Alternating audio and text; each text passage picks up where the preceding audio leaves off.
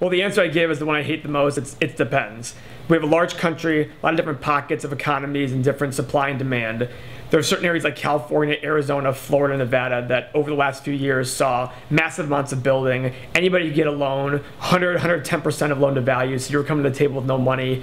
And at those areas, prices were going up 20, 30% a year. Renting was not going up, the cost of renting was not going up 20, 30% a year.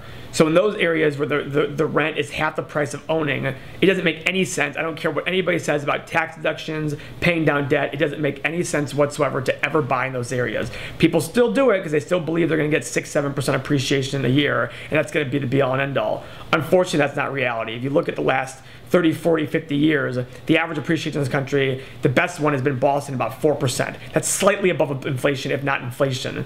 You know, in the book Irrational Exuberance, we talked about the stock market bubble and then a real estate crash.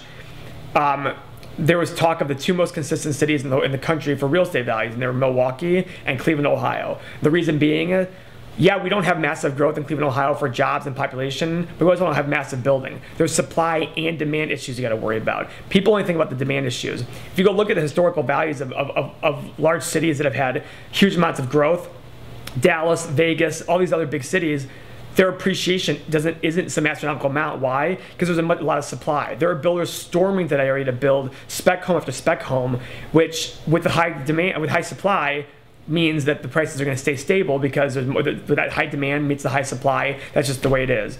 You know, in areas like Cleveland, Milwaukee, you don't have Pulte building 20,000 homes a year. You don't have Ryan building 20,000 homes a year. So the demand, the low supply is met with the low demand. So therefore, real estate pretty much goes in line with inflation.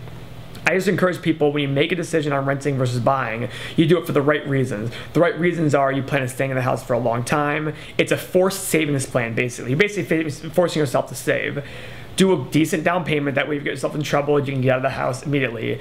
You know, it's just one of those things where you gotta look at the cost of renting versus the cost of buying. Any accountant who's worth their weight in gold, any financial planner who's worth their weight in gold will be able to assess whether it's a good financial decision or not. But just don't buy into the whole buy just because it's the American dream. Buy into it because it's the right decision for you and your family and it makes sense financially.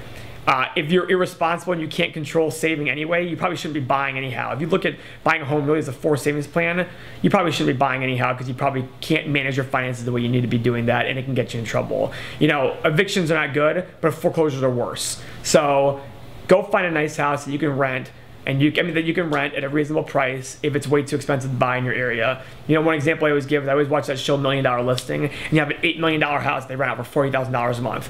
Why in God's name would you buy an $8 million home if your mortgage, taxes, and insurance are much more than $40,000 a month when you can rent for $40,000 a month? Also keep in mind, the government only lets you write off up to $1 million in interest. Now I know this is not for the vast majority of people watching this, but at the same time, that's what you have to look at. You have to sit to yourself and think to yourself, am I going to get the tax benefits and the appreciation of that I think I'm going to get versus taking my rent, saving my money that includes my maintenance and repair, my taxes, my insurance, all the other costs I think I have, and just put the other stuff in a savings account or your 401k, tax deferred, and save for your retirement so you can live a healthy and happy retirement.